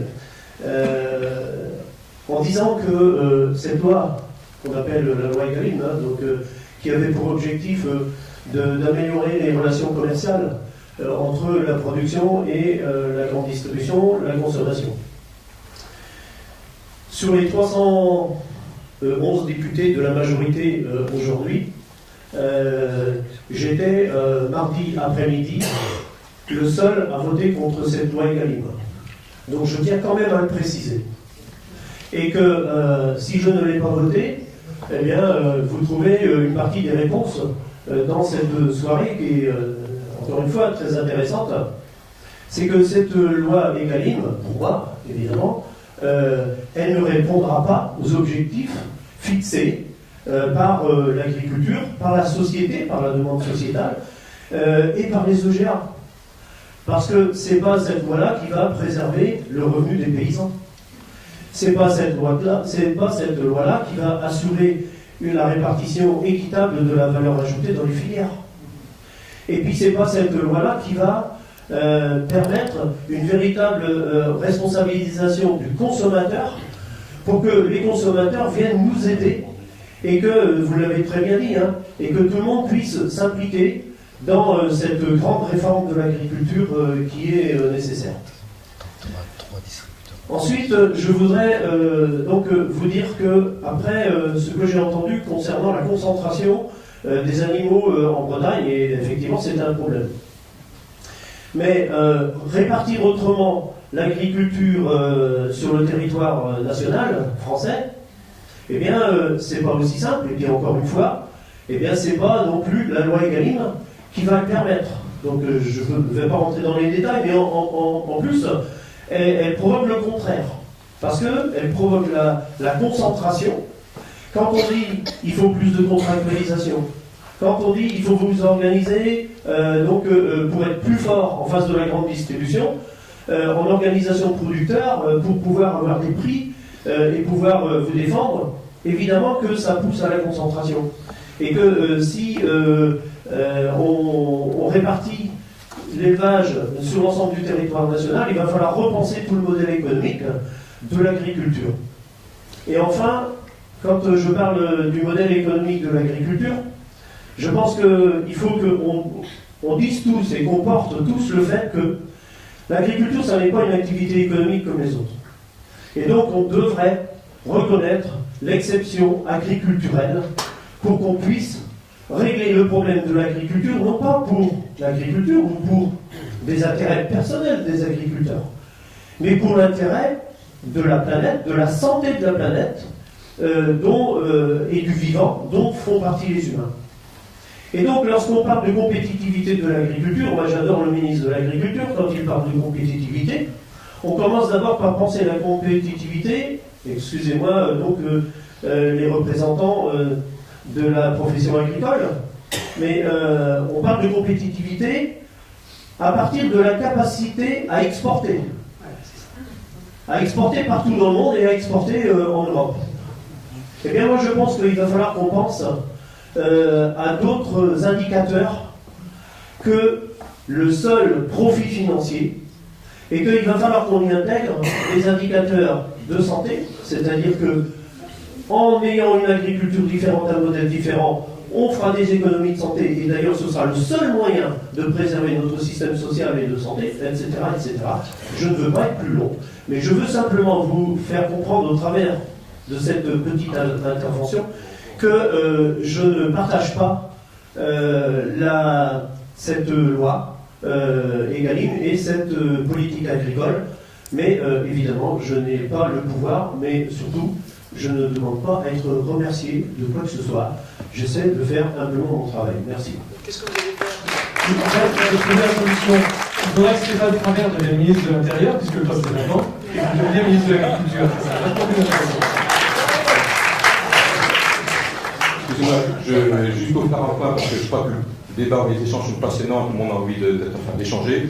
Donc je vais vous frustrer peut-être du verbe de l'amitié pour continuer les échanges. Ça vient d'ici le drive. Non, je vais vous expliquer, c'est fort intéressant parce qu'on a une majorité composite et je vais vous expliquer pourquoi moi j'ai voté pour. Voilà. C'est pas forcément extraordinaire. Évidemment qu'on en attendait beaucoup plus, et je rejoins à 300%. Mais j'ai regardé d'une façon différente, c'est intéressant. J'apprécie énormément Yves Daniel et Paul Molac et mes collègues qui m'ont beaucoup apporté, parce que ça fait 1 an que moi j'arrive en politique. J'ai voté pour parce que je pense qu'il y avait quand même quelques aspects qui pouvaient être intéressants et qui pouvaient améliorer, même si ce n'est pas évidemment les attentes qu'on avait peut-être au début. Mais je pense que l'encadrement de certaines promotions, que l'encadrement, essayer de se dire oui, il faut s'organiser en filière pour avoir un peu plus de poids, ça peut aller dans le bon sens. que produire, tu en as parlé un petit peu sur se dire qu'il faut qu'on arrête à faire la course à la productivité et à l'exportation en ayant 50% de production locale dans les collectivités locales et les cantines. Oui, ça peut aller dans le bon sens. Donc voilà pour ces raisons-là que j'ai souhaité moi soutenir. Peut-être oui, on aurait aimé aller plus loin, mais à partir du moment où ça va dans le bon sens et on a l'impression qu'il va y avoir un minimum de progrès, ça peut aller dans le bon sens. Ce qui est intéressant, parce que je retiens de la discussion de ce soir, et merci d'avoir organisé encore pour tous les organisateurs, c'est finalement, je vais prendre 3 mots, c'était les vignerons du Jura. C'était intéressant, c'était la partie ésotérique quelque part. C'est possible pour tout le monde, disait le père qui ne croyait finalement pas au début. Et puis j'irai plus loin, finalement c'est que le début. Ésotérique, clairement, on a perdu un rapport à la terre, à la nature, ainsi de suite, et il faut vraiment se poser ces questions-là. Je vous raconte pas, et encore ici, on est dans un milieu qui est proche de l'agriculture, mais quand on est dans des métropoles ou à Paris, on se pose vraiment des questions. Moi, pour avoir travaillé sur le sujet des cantines entre autres, voir des enfants qui n'ont pas envie de manger des pommes de terre parce qu'ils se rendent compte que ça a poussé dans la terre, ça pose question quand même sur notre relation à la nature. Je veux vraiment se dire que on est au début, il faut aller vraiment plus loin, ça s'appelle le champ des possibles. Et je pense que ce soir, parce que j'ai beaucoup appris, finalement, qui à la fois me dit qu'on peut progresser, mais qui me fait poser des questions, c'est que chacun balance sur l'autre finalement. Caricaturalement, c'est pas pour caricaturer, mais le médecin qui va dire mais oui, mais c'est les autres qui envoient des pesticides, il ne faut plus avoir d'élevage, l'élevage va dire oui, mais c'est politique, le politique. Je crois qu'on est à un moment de transition où il va falloir que chacun prenne ses responsabilités, se pose la question de son modèle de vie, à la fois personnel et au sein de la collectivité. Parce qu'il y a des choses qu'on devrait faire en claquant des doigts. En claquant des doigts, on devrait supprimer, si c'est possible, en claquant des doigts, j'aimerais supprimer les centrales nucléaires. Sauf qu'il faut se poser des questions aussi. C'est à quelle vitesse on fait les choses. Évidemment, il faut le faire le plus vite possible dans certains cas. Mais comment chacun individuellement se pose ces questions-là, parce que c'est des changements de vie radicaux. À quelle vitesse chacun est prêt à changer sa vie. On parle des emballages, on parle de bio, on parle de manger local. C'est une question vraiment individuelle et je pense que chacun aura sa part de responsabilité. Le producteur, le distributeur, le consommateur, l'utilisateur, et c'est pas forcément facile individuel. Et puis là où je voulais, ça reste le champ des possibles. La question c'est comment on va beaucoup plus loin. Moi j'aimerais qu'on aille beaucoup plus loin parce que je pense que je reviens un petit peu au début. La partie ésotérique, moi je crois qu'on est qu'au début. J'adore revenir à ces films-là. J'ai vu la semaine dernière un film qui s'appelle La vie secrète des arbres, qui ça fait résonner. Vraiment, j'invite tous ceux qui le souhaitent à aller voir le film après le très beau bouquin. Et je vais parler positif. Il y a eu aujourd'hui, c'est Hogan, qui est patron à l'Europe de la PAC, qui laisse entendre que la future PAC va être orientée vers l'innovation. Alors, on peut mettre beaucoup de choses derrière l'innovation, mais je pense qu'on a vu aujourd'hui, c'est des modèles d'innovation, pas forcément uniquement techniques, mais les innovations, elles peuvent être sociales, elles peuvent être organisationnelles. Et je pense que clairement, oui, si on peut orienter la PAC vers des systèmes innovants, ce sera vraiment important. Et je... Il n'importe quoi là. Regarde le drone, la technologie, la robotique, c'est ça qui veut. J'ai le droit d'avoir mon avis sur l'innovation quand même, merci. Et je voulais dire justement qu'on est probablement qu'au début de la compréhension aussi probablement des systèmes. Quand on voit justement ce qui se passe entre les plantes finalement avec, et on l'a vu dans certains films, de finalement historiquement et de méthodes ou de ce qu'on a appris qui finalement est en train de se transformer, on est en train de découvrir beaucoup de choses. Moi je suis fan, il y en a beaucoup qui m'ont rionné et qui rionnaient quand je vois ça, mais il y a des agriculteurs bio sur ma circonscription, oui, je vais aller jusqu'au bout, et peut-être je suis sur une autre planète, mais et ça a été prouvé dans des villes dans le sud de la France aussi, mais qu'on peut soigner les plantes par la musique. Eh bien, il y a beaucoup de questions à se poser, et je crois qu'on est juste au début de ce qu'on va vraiment apprendre dans les années et les décennies à venir sur les métiers agricoles. Regardez les bonnes agricoles de son âme, vous allez voir vers où ils les emmènent. Vous allez voir dans la qualité. Et où les politiques nous emmènent. Dernière question, et après on passera le micro. Dernière question, et on passe le micro à M. Caplaille-Gousset pour le mot de la fin. Parce qu'on doit quand même rendre.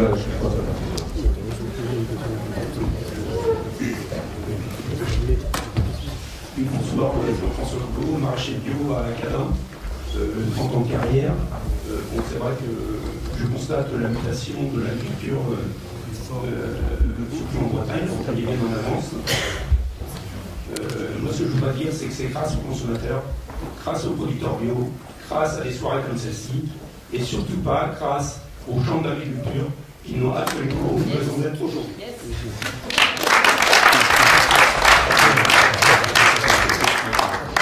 Juste un petit mot pour donner une petite note d'optimisme.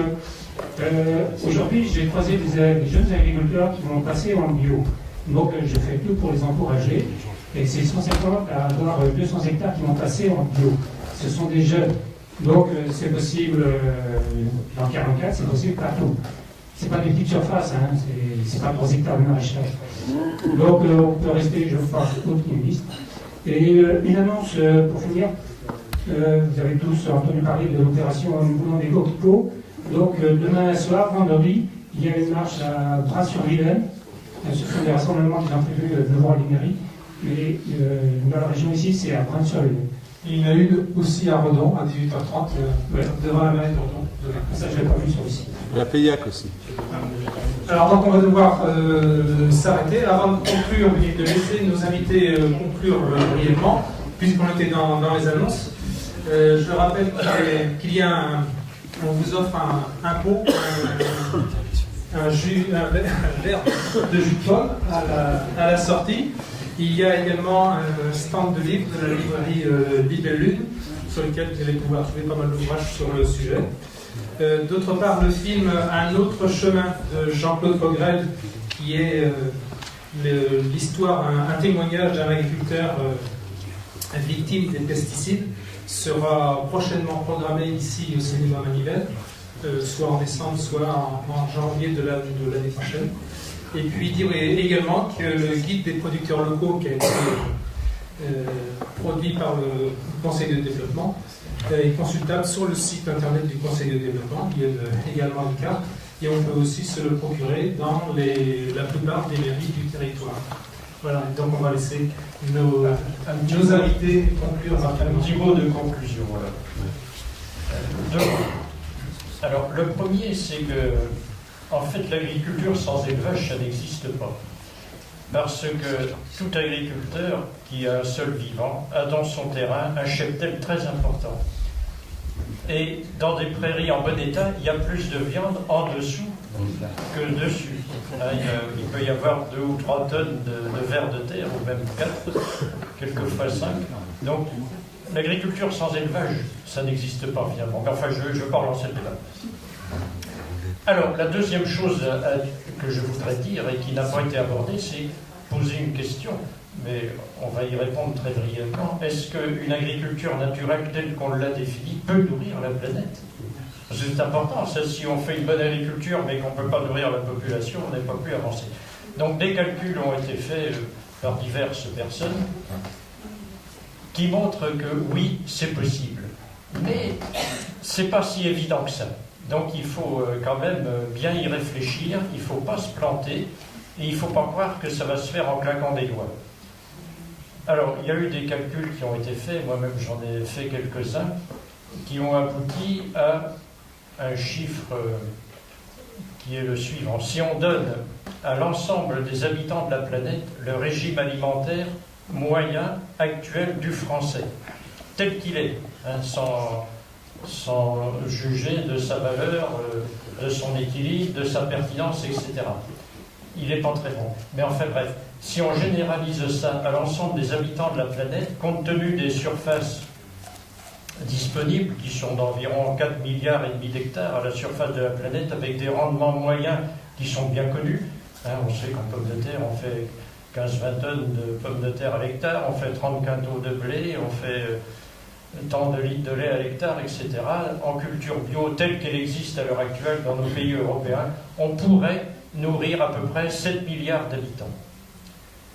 Alors vous allez me dire, ben oui, mais si on monte à 10 milliards, qui va-t-on choisir pour crever de faim dans les 3 milliards qui vont rester? C'est une vraie question. Donc à ce moment-là se pose la question du régime alimentaire évoqué tout à l'heure. Et on s'aperçoit, si on creuse un peu la question, on ne va pas le faire, on n'a pas le temps maintenant, on s'aperçoit que si justement on diminue la ration de viande sans la supprimer, on libère beaucoup de surface pour la culture, et à ce moment-là, on peut nourrir plus d'habitants, c'est-à-dire 9 milliards, 10 milliards, 12 milliards, tout dépend des scénarios, des scénarios que l'on met en avant. Et alors, moi j'avais fait des calculs, donc au niveau de la France, et j'avais trouvé que pour nourrir un habitant, avec le régime alimentaire actuel du français moyen, il fallait à peu près 62 heures, je crois. Enfin, j'ai plus le chiffre exact en tête, mais c'est de cet ordre-là. Mais sur ces 52 heures, 54 étaient occupés par l'élevage, d'une façon directe ou indirecte. Donc ça veut dire que si on diminue même assez légèrement cette part de l'élevage, notamment bovin, à viande, à ce moment-là, on libère beaucoup de surface et on peut nourrir plus de monde. Alors, je ne vous en dis pas plus parce qu'il faudrait une demi-heure pour mieux cerner ça, mais c'est la voie qui paraît raisonnable. Manger moins de viande sans devenir végétarien permet de nourrir plus de monde, et puis aussi, on s'en aperçoit, le médecin pourrait le confirmer, on est moins malade, parce que l'excès de protéines animales pose des problèmes. Donc voilà, ce sera mon mot de la fin.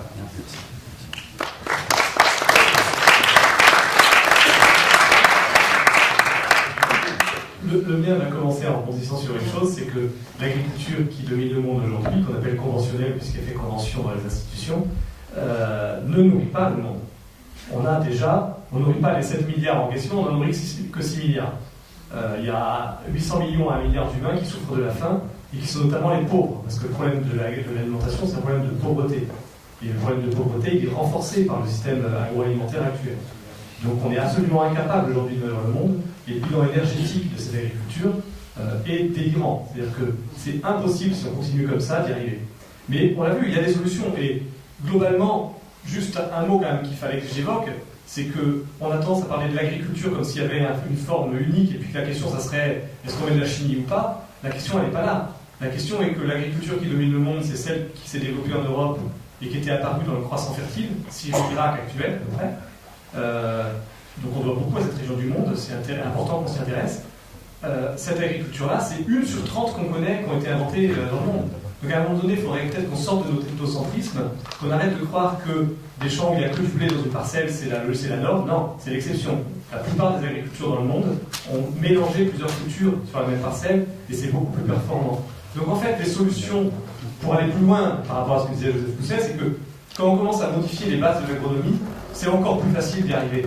Donc il n'y a vraiment aucun problème. Et les mesures in situ, les mesures dans les champs, dans les vrais champs, dans la réalité des millions d'hectares à travers le monde, montrent qu'en bio, on augmente les rendements. En fait, il n'y a qu'en Europe et au Canada qu'on n'y arrive pas, parce qu'on a des semences qui sont faites pour la chimie, parce qu'on ne sait pas faire l'agriculture associée, parce qu'on a un coût du travail qui est monstrueux, etc. Donc il n'y a vraiment aucun problème à ce niveau-là. Et vraiment le seul problème, la seule question, c'est pas un problème, c'est comment on fait. Quand est-ce qu'on se met en route? Et ce qui est très intéressant dans ce film, c'est qu'on voit des gens qui se sont mis en route, qui ouvrent le chemin avec leurs imperfections, mais leurs imperfections qui nous posent des questions. Dans le cadre de la ferme maraîchère de Linda et Edouard, il n'a pas été précisé que économiquement c'est quand même dur. Techniquement ça marche, mais économiquement pas top. Pourquoi? Parce que c'est un système qui est ultra intensif, c'est-à-dire qu'il produit énormément d'alimentation à l'hectare, donc là pour nourrir le monde on est vraiment super bon, et qui produit beaucoup en enrichissant la biodiversité, on voit bien dans le film, hein. On peut être intensif sans détruire l'environnement, donc c'est pas un problème en soi. Mais le problème, c'est que ça demande du travail. Et effectivement, le cœur du problème aujourd'hui, c'est comment est-ce qu'on permet à ce qu'on puisse gagner sa vie en étant agriculteur, en embauchant des salariés, en étant plus nombreux, comment est-ce qu'on peut donner envie d'être agriculteur, donc en dégageant un revenu correct, en ayant un plaisir du métier. Et je crois que si les hommes politiques et les femmes politiques, si la pression des citoyens permet de faire un peu bouger le cadre, ça peut aller très vite.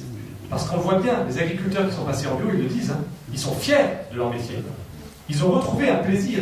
Au lieu de se sentir accusés par les citoyens, ils retrouvent un épanouissement dans leur environnement, dans leur vie sociale, dans leur vie personnelle. Et ça, c'est ultra précieux. Et quand on commence à toucher ça, on ne fait pas demi-tour. Hein. Et tous ceux qui sont passés en bio, même quand économiquement ça devient un peu plus dur, parce que par exemple il n'y a plus d'aide au maintien, parce que les aides ne sont pas versées depuis 3 ans, ce qui est un peu le scandale, Les conventionnels, eux, ils les ont touchés, les aides. Les bio, ça fait 3 ans qu'ils les attendent pour certains. Alors qu'ils ont construit leur rentabilité sur le fait qu'ils les auraient. Donc c'est absolument ignoble, inadmissible. Et bien malgré tout, il reste en bio. Parce que on est tellement mieux dans sa peau qu'on ne vient pas en arrière. Donc, quand on voit que la bio se développe aussi vite, alors que tous les voyants sont au rouge, qu'on n'a pas un bon accompagnement, qu'on n'a pas des aides correctes, qu'on a des changements de politique permanents, etc. Vous imaginez si les voyants passaient au vert? Vu le nombre d'agriculteurs aujourd'hui qui demandent à passer en bio, si le voyant passe au vert, c'est bon, hein. La transition, on l'a fait. Donc moi, je suis très optimiste. Il faut juste que tous collectivement, on arrive à mettre un peu la pression pour qu'à un moment donné, ceux qui peuvent agir se disent, bon maintenant, on y va. Merci beaucoup.